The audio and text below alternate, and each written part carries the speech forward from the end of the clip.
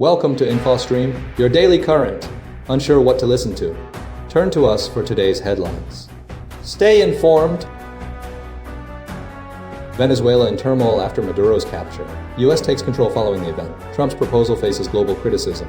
Iran sees escalating protests. Violence erupts in Niger. Berlin power cut attributed to activists. South Korea seeks China relations reset. UK seizes migrant phones. Record tuna sale highlights Tokyo market. Eva Schloss, Auschwitz survivor dies. Science's Po develops intelligence training program. India explores passenger jet development. Thailand's election faces complex challenges. Thailand's tourism outlook is uncertain. Tragedy in Berlin bar fire devastates. Venezuelans grapple with uncertainty following Maduro's capture. Following a dramatic intervention by U.S. forces, Venezuelan society is navigating a period of profound uncertainty, marked by a mixture of anxiety, disbelief, and cautious optimism. The immediate aftermath of President Nicolas Maduro's capture and subsequent installation in a Brooklyn jail has triggered a range of reactions, primarily centered around the disruption of daily life and the looming question of the nation's future. The U.S.-led operation, characterized by airstrikes and the seizure of leadership, has resulted in widespread disruption, with residents reporting extended lines at stores, reminiscent of the Chavez era, and a general sense of instability. Many Venezuelans express concern over the potential for violence, particularly given the history of political upheaval under previous regimes. Key figures, including Vice President Delcy Rodriguez, are attempting to project stability and reassure the populace, but their efforts are met with skepticism. The U.S. administration under President Donald Trump maintains a firm stance, asserting its intention to exert leverage over the country's trajectory, primarily through the control of Venezuelan oil. Amidst this turmoil, there's a growing desire for a swift democratic transition, fueled by calls for the release of political prisoners and the establishment of a new, impartial electoral council. However, there's also a recognition of the potential dangers of a forced transition, with some advocating for a more gradual approach. The U.S. administration's actions have also reignited debates about the country's economic future, with hopes that international oil companies will return and contribute to the nation's recovery. The situation underscores the deep-seated political divisions within Venezuela and highlights the complex challenges facing the country as it navigates this critical juncture. The U.S. administration's long-term strategy remains unclear, but its intervention has undeniably altered the course of Venezuelan politics. U.S. establishes provisional control over Venezuela following Maduro's capture. Recent news reports detail the United States' swift actions following the dramatic capture of Venezuelan President Nicolas Maduro, signaling a shift in strategy toward establishing a provisional government centered around Vice President Delcy Rodriguez. The core objective is to secure immediate administrative stability and facilitate the restoration of Venezuela's oil infrastructure, prioritizing these goals over an immediate transition to democracy. The U.S. administration, led by President Donald Trump, is leveraging American military and economic leverage to influence the remnants of Maduro's regime. Rodriguez, initially viewed as a viable alternative, is now positioned to lead the interim government, contingent on her adherence to the administration's demands. This approach contrasts with previous efforts to support the opposition leader, Maria Corina Machado, deeming her insufficiently respectful for the leadership role. Key to this strategy is Rodriguez's willingness to cooperate, despite her previous alignment with Maduro. U.S. officials anticipate she will prioritize stability and facilitate the resumption of oil production, crucial for both economic recovery and U.S. strategic interests. The administration is actively engaging energy companies to return to Venezuela, aiming to secure access to the country's vast oil reserves. However, challenges remain. Rodriguez's initial public statements expressing continued support for Maduro created immediate friction, prompting the administration to reevaluate its approach. Concerns linger regarding the feasibility of establishing a stable, democratic government in Venezuela, given the country's history of authoritarian rule. U.S. officials emphasize a pragmatic, short-term focus, postponing discussions about potential elections until Rodriguez demonstrates a commitment to the administration's demands. This strategy reflects a calculated risk, prioritizing immediate control and resource access over a rapid democratic transition. The U.S. intends to maintain a significant military presence around Venezuela to ensure compliance and protect American interests. Ultimately, the U.S. seeks to shape Venezuela's future, recognizing the complexities and potential pitfalls of intervention in a deeply fractured nation. Trump's Greenland proposal sparks international condemnation. Donald Trump's repeated assertions that the United States needs Greenland for national security purposes have ignited a diplomatic firestorm, prompting strong condemnation from Denmark, Greenland, and the European Union. The U.S. president's stated desire for annexation, fueled by strategic location considerations and mineral wealth, is being vehemently rejected by both Greenland's Prime Minister Jens Frederik Nielsen and Denmark's Prime Minister Mette Frederiksen, who insist the U.S. lacks the legal right to annex any of the three nations within the Danish kingdom. The controversy gained further momentum following a social media post by Katie Miller, Trump's former advisor, depicting Greenland with the American flag, prompting a formal reminder from the Danish ambassador regarding the alliance between the two countries. The UK Prime Minister, Sir Keir Starmer, unequivocally stated that Greenland and the Kingdom of Denmark must decide the future of Greenland, and only Greenland and the Kingdom of Denmark. And amidst the diplomatic tensions, the U.S. military action in Venezuela, involving the removal of President Nicolas Maduro and his wife, Celia Flores, to New York for prosecution on drug and weapons charges, has drawn widespread criticism. Labor MPs, alongside leaders from the Liberal Democrats, Green Party, and SNP, have condemned the operation as a breach of international law, raising concerns about potential emboldening of Russia and China. The UN Security Council convened to discuss the U.S. operation, with UK Representative James Kariuki advocating for a safe and peaceful transition to a legitimate government in Venezuela, reaffirming the UK's commitment to international law. UN Under-Secretary General Rosemary DiCarlo expressed deep concern over the lack of respect for international law. The U.S. charges against Maduro and his wife are expected to proceed, further complicating the situation. The core issue remains the U.S. desire for Greenland, which Denmark and Greenland firmly reject, highlighting a significant disagreement on international law and geopolitical strategy. Iran protests intensify amid economic crisis and international pressure.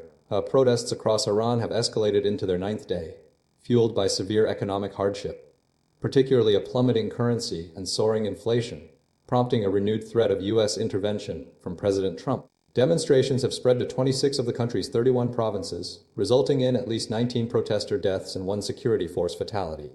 The initial spark ignited with shopkeepers in Tehran protesting the currency's devaluation on December 28. Soon after, university students joined, expanding the movement to numerous cities including Sari, Tehran, Fars Alam, North Khorasan Semnan, Yasuj, and others. Key slogans circulating during the protests include "Death to the Dictator," referencing Supreme Leader Ayatollah Ali Khamenei, and "Pahlavi is coming back," referencing the exiled son of the late Shah. Videos obtained by BBC Persian document confrontations between protesters and security forces, including instances of gunfire and a security force storming a hospital in Alam, where wounded protesters were seeking refuge. President Trump has repeatedly warned Iranian authorities that intervention is imminent if further casualties occur. Iran's parliament speaker, Mohammad Bakir Kalibaf, acknowledged the protesters' legitimate demands, while simultaneously condemning foreign agents attempting to exploit the situation.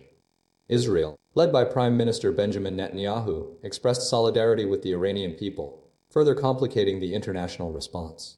The unrest is the most widespread since the 2022 uprising triggered by the death of Mahsa Amini, a young Kurdish woman, highlighting a history of government repression. The current protests represent a significant challenge to the Iranian regime, intensifying existing tensions and raising concerns about potential escalation. The international community remains closely monitoring the situation, with ongoing diplomatic efforts aimed at de-escalation and protection of human rights. The ongoing conflict highlights the deep-seated economic and political grievances within Iran. Fresh violence in Niger state, at least 30 killed in Kasuwan-Daji attack. A devastating attack on the Nigerian village of Kasuwan-Daji in Niger state has resulted in the deaths of at least 30 people, alongside widespread looting and kidnapping. The assault, perpetrated by armed criminal gangs known as bandits, occurred on Saturday, with attackers emerging from a nearby forest and systematically targeting the village. The gunmen, riding motorcycles, rounded up residents, proceeded to execute them, while others were shot dead. Local authorities confirmed the attack involved the destruction of the village market and numerous shops. The situation is characterized by widespread fear and displacement.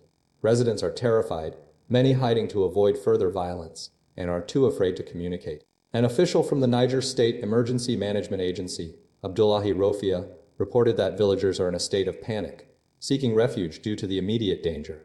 Police have deployed an emergency response team to assist the injured and initiate rescue operations for those who have been kidnapped. The attack highlights a growing and alarming trend of violence in Niger State and across Nigeria. Witnesses report a concerning absence of security forces at the time of the assault, intensifying the residents' sense of vulnerability. The perpetrators are classified as terrorists and, despite government efforts to prevent ransom payments, these groups are reportedly continuing to operate with impunity. The assault has prompted residents to flee their homes, abandoning their ancestral villages. They express deep frustration and anger towards the government, lamenting a perceived lack of action to address the escalating insecurity.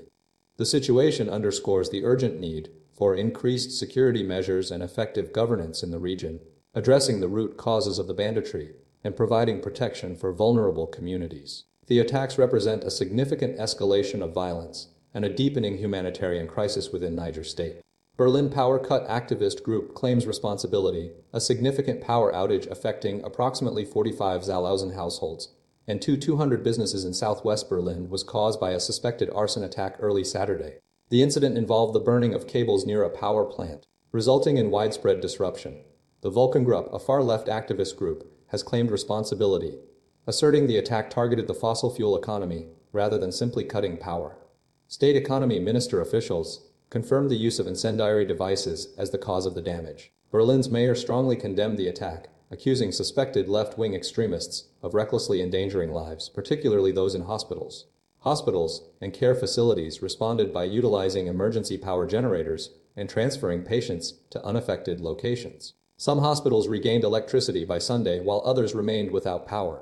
As of Sunday afternoon, around 10,000 households and 300 businesses had been restored to power, but the majority continued to wait for reconnection. The capital's electricity operator projected a full restoration by Thursday. The Volksgruppe issued an apology to less affluent residents impacted by the power cuts, expressing sympathy for those affected. The group framed the attack as an act of self-defense and solidarity with environmental protectors. Police considered the Volksgruppe's statement plausible and are continuing their investigation. Notably, the Volksgruppe previously took responsibility for a similar suspected arson attack that halted Tesla's Berlin car factory production in 2024.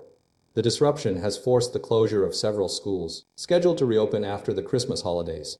Emergency response teams are working diligently to restore power, prioritizing critical infrastructure and residential areas. The incident underscores the potential for deliberate acts to destabilize energy supplies and highlights the ongoing tensions between environmental activists and energy providers. South Korea's Lee Jae-myung seeks ties reset with China. South Korean President Lee Jae-myung recently concluded a significant visit to Beijing, aiming to revitalize strained relations with China, his nation's largest trading partner. The meeting with Chinese President Xi Jinping, the second summit since November, centered on several key issues. Primarily, Lee sought assurances that China wouldn't utilize its economic influence to pressure South Korea amidst regional political tensions, particularly concerning China's dispute with Japan over Taiwan. The diplomatic row, fueled by Japanese Prime Minister Seni Takachi's suggestion of a self-defense force in response to a potential Chinese attack on Taiwan, has created an awkward position for Seoul, a key U.S. ally also supporting Taiwan's defense. Lee's visit coincided with China's heightened rhetoric against Japan, reflecting Beijing's desire for a regional ally to counter Japanese influence. China is leveraging shared historical narratives of resistance against Japan during the 20th century to bolster its position. The meeting agenda also included discussions regarding the ongoing ban on Korean pop culture in China, a long-standing point of contention. Lee's trip marked the first visit by a South Korean leader since 2019 and followed a period of deteriorating relations under his predecessor, Yoon Suk-yeol, who adopted a more critical stance towards China. During his visit, Lee met with China's Premier Lee Chung and the Chairman of Parliament, Zhou Leji, and planned to attend a memorial service in Shanghai, honoring Korean independence activists fighting against Japan. Seoul continues to navigate a delicate diplomatic balance, aiming to maintain relationships with both China and Japan. Notably, Lee is scheduled to visit Japan later this month to meet with Takaichi.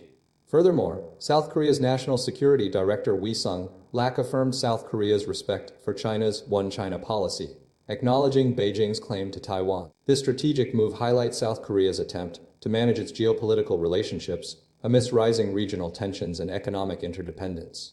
The overall goal is to foster a more stable and mutually beneficial relationship with both key partners.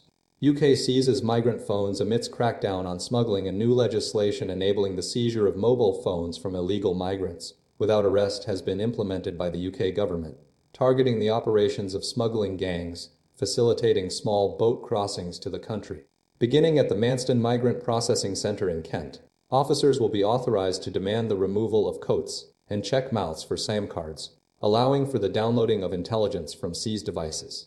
The National Crime Agency believes this will expedite investigations into the gangs. Minister Alex Norris emphasized the government's commitment to restoring border control and disrupting these networks. The Refugee Council stressed the importance of proportionate use of these powers, highlighting that phones are vital communication tools for vulnerable migrants seeking contact with family. While seized phones may be returned depending on their contents, decisions will be made on a case-by-case basis. Simultaneously, new offenses are being introduced, including potential jail sentences of up to 14 years for supplying boat engines and 5 years for smuggling equipment. Since the establishment of a dedicated unit, over 4,000 disruptions against smuggling gangs have occurred, resulting in cash seizures and convictions. The government is also enacting significant changes to the asylum system to deter arrivals and facilitate deportations, following a surge in crossings. With nearly 41,500 migrants reaching the UK in 2025, a substantial increase from the previous year. Labour criticizes the Conservative government's approach, arguing for more substantial reforms and rejecting the potential departure from the European Convention on Human Rights. The ongoing situation underscores the urgent need for effective border control measures and a comprehensive strategy to address the complex challenges posed by illegal migration. The government is intensifying its efforts to combat smuggling operations and reduce the number of individuals attempting to reach the UK via small boats. Record bluefin tuna sale dominates Tokyo fish market auction. A massive bluefin tuna fetched a record-breaking $3.2 million at Tokyo's Toyosu Fish Market's first auction of 2026, highlighting the continued demand for this prized seafood. Kiyoshi Kimura, owner of Sushi Zanmai, the popular sushi chain, secured the winning bid of 5.3 million yen, a 3.2 million for the 243-kilogram fish. This surpasses his previous record of 334 million yen set in 2019. The auction, a pre-dawn event attracting wholesalers and buyers, saw Kimura Corp. successfully bid for the tuna, caught off the coast of Oma in northern Japan, a region renowned for producing high-quality tuna. Kimura, a frequent participant in these annual auctions, expressed surprise at the rapidly escalating price, stating he had anticipated a lower bid. Following the sale, the tuna was immediately transported to Sushi Zanmai restaurants for preparation and consumption. Kimura emphasized the auspicious nature of acquiring the first tuna of the year, stating it was in part for good luck. Customers at the restaurant shared similar sentiments, anticipating a delicious and fortunate meal. The auction's significance extends beyond the individual sale. The event underscores the ongoing popularity of bluefin tuna for sushi and sashimi, a market previously threatened by overfishing and climate change. Recent conservation efforts have contributed to the recovery of the Pacific bluefin tuna stock. Hundreds of tuna are sold daily at the early morning auction, but prices are significantly higher than usual for the Oma tuna, especially during the celebratory New Year auction. Kimura's purchase reinforces the economic importance of the Toyosu fish market and its role in Japan's culinary tradition. The event continues to draw considerable attention, both as a commercial transaction and a popular tourist attraction. Auschwitz survivor Eva Schloss dies aged 96. Eva Schloss, a renowned Auschwitz survivor and co-founder of the Anne Frank Trust, passed away at the age of 96 on January 3 in London. Her death has prompted widespread tributes, most notably from King Charles III, who described himself as privileged and proud to have known her. The king highlighted her lifelong dedication to combating hatred and prejudice through her tireless work with the Anne Frank Trust and her global efforts in Holocaust education. Schloss's life was profoundly shaped by her experiences during World War II. Her family, fleeing Nazi persecution, initially resided in Austria before seeking refuge in the Netherlands. Tragically, they were eventually captured and deported to Auschwitz concentration camp, where she endured unimaginable horrors. Remarkably, she survived alongside her mother and brother, though her father and brother perished in captivity. Following the camp's liberation by the Soviet Army in January 1945, Schloss's family was reunited with Otto Frank, Anne Frank's father, who had also survived. This reunion led to a marriage between Elfriede Frank, known as Fritzi, and Otto Frank. For over 4 decades, Schloss dedicated her life to preventing the recurrence of such atrocities.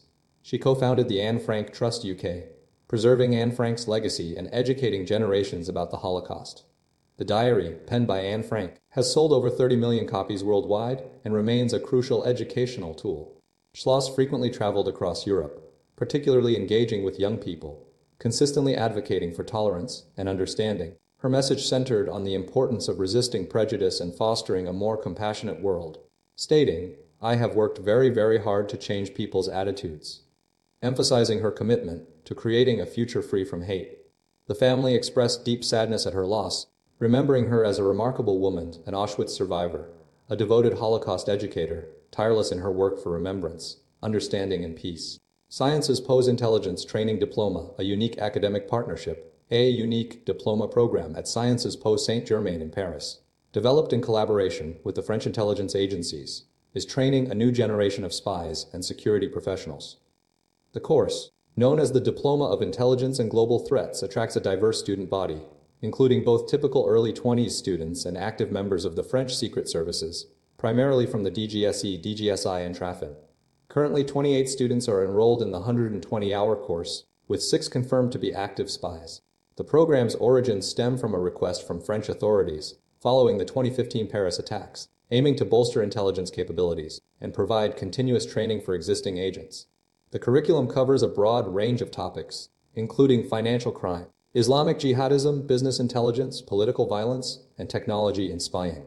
Lecturers include former DGSE officials, ambassadors, Trafin senior officials, and security heads from major French companies like EDF, Thales, Orange, and LVMH. Private sector interest in the diploma is substantial, with companies seeking graduates for cybersecurity, threat analysis, and risk assessment roles. Recent graduates are being recruited by prominent firms due to escalating threats of espionage and sabotage. The program's success has led to a growing number of female students, a relatively recent development, driven by a patriotic sentiment and a desire to contribute to a safer world. Student engagement is high, with many seeing the diploma as a fast track to advancement within the intelligence services. The course emphasizes practical skills and risk mitigation strategies rather than traditional James Bond espionage techniques. The program's success is linked to French citizenship, although some dual citizens are accepted. The program's continued growth reflects the evolving security landscape and the demand for skilled intelligence professionals within France and beyond. The focus on analytical thinking and proactive risk management is proving particularly valuable in today's complex global environment. India's ambitions: can the nation build passenger jets? India's rapidly expanding aviation market, driven by Indigo and Air India's massive orders of nearly 500 aircraft over the next decade, has reignited a long-standing debate. Should the nation attempt to manufacture its own passenger planes? The reliance on Boeing and Airbus, which control 86% of global aircraft supply and face significant delivery backlogs, underscores the urgency. A recent agreement between India and Russia to manufacture the SJ-100 aircraft in India offers a potential solution, but faces considerable hurdles. The SJ-100, a twin-engine aircraft carrying up to 103 passengers, is already in use with Russian airlines. India views it as a game-changer for short-haul routes. However, concerns persist regarding the project's cost and the feasibility of rapid production scaling. The manufacturer, United Aircraft Corporations, UAR, delivered approximately 200 SJ-100s between 2008 and 2020, but production was disrupted in 2022 due to Western sanctions following the Ukraine war. These sanctions led to the need for system replacements and an import-substituted version, while Europe's aviation safety regulator withdrew the aircraft certification, banning it from European airspace. India's history with aircraft development is complex. The National Aerospace Laboratories, ANEL, developed smaller planes like the Hansa and Trainer models, but larger passenger aircraft remain elusive. In the 1960s, India produced Avro 748 jets under license from the UK, subsequently phased out. The 1980s saw a partnership with Dornier to produce a 19-seat passenger jet, still utilized in military and limited civil routes. Despite these efforts, India's domestic aircraft manufacturing capabilities have been limited, highlighting the significant challenges involved in developing and scaling up passenger jet production. The current SJ-100 agreement represents a renewed attempt to overcome these obstacles and bolster India's domestic aviation industry. Thailand's upcoming general election, scheduled for February 8th, is marked by a tight race between multiple parties and significant challenges for the country's political landscape. The election's outcome hinges on coalition formation, complicated by a fragmented electorate and a reliance on populist promises. The Senate's diminished role in selecting the Prime Minister represents a positive democratic development, though ingrained political habits persist. Several parties are vying for dominance, including the People's Party, PP, the Boomjay Thai Party, BJT, and Pheu Thai, with the BJT and Pheu Thai currently leading in opinion polls. However, neither party is projected to secure a parliamentary majority, necessitating a coalition government. The PP's path to power remains uncertain due to coalition difficulties. Campaigns are dominated by pledges of substantial financial incentives, including cash injections, debt moratoriums, and reduced utility costs, reflecting a continuing trend of short-term populist policies. Concerns exist regarding the feasibility and long-term impacts of these promises, particularly concerning funding sources and potential economic strain. A significant issue is the laundering of illicit funds through economic transactions, fueled by activities like online scams and narcotics. The scale of this problem poses a serious threat to Thailand's financial stability and political processes. Furthermore, the sustainability of universal healthcare coverage, known as the Gold Card Scheme, is under strain due to governance, financing, and workforce management issues. Without reform, service quality is likely to decline. Tax reform is also a critical, yet largely absent, element of long-term development plans, hampered by resistance from powerful economic groups. The energy sector demands attention, with rising costs impacting household expenses and national competitiveness. Political influence within the sector raises concerns about the prospects for meaningful reform. Voter uncertainty remains high, estimated at over 40%, presenting a significant challenge for any party seeking to secure a decisive victory. The election's true test will be whether political actors demonstrate the courage to move beyond short-term promises and address fundamental challenges facing the country's future. The key question isn't about the volume of promises, but the commitment to sustainable progress and tackling difficult choices. Thailand's tourism performance in 2025. A mixed picture, but Thailand experienced a notable shift in its tourism landscape during 2025, revealing a complex interplay between international and domestic travel trends. Total foreign visitor arrivals decreased by 7.23% to reach 32.9 million, a decline attributed primarily to a 4.71% drop in international tourism revenue, which totaled 1.33 trillion baht. The primary source markets remain consistent, with Malaysia leading at 4.5 million visitors, followed closely by China with 4.4 million, India with 2.4 million, Russia with 1.8 million, and South Korea with 1.5 million. Despite this international downturn, domestic tourism proved a crucial stabilizing factor. Thai residents undertook a substantial 20.37 million trips nationwide, representing a 2.7% increase. This surge in domestic travel generated 1.6 trillion baht in revenue, marking a 3.69% rise compared to 2025 figures. The combined impact of domestic and international tourism resulted in total tourism earnings of 2.7 trillion baht.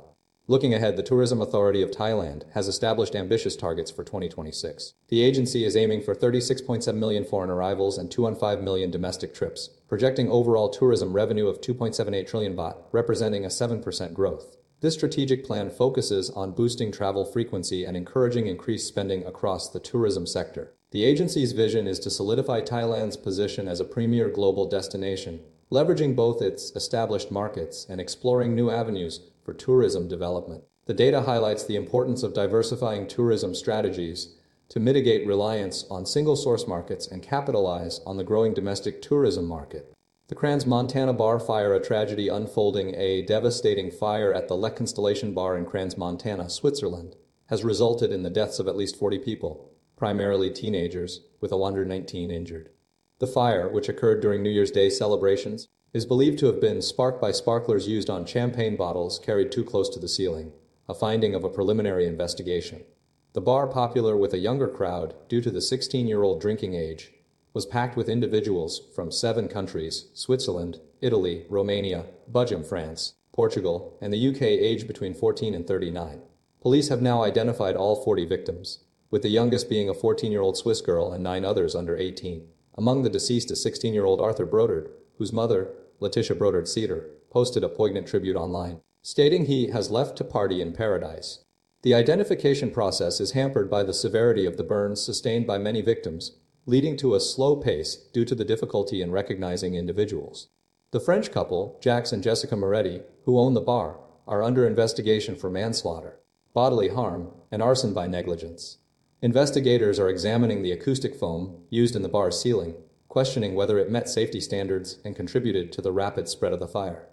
Another young victim, Charlotte Nidham, a former pupil at 2 British schools, Emmanuel College in Hertfordshire and the Jewish Free School in northwest London, is among the missing.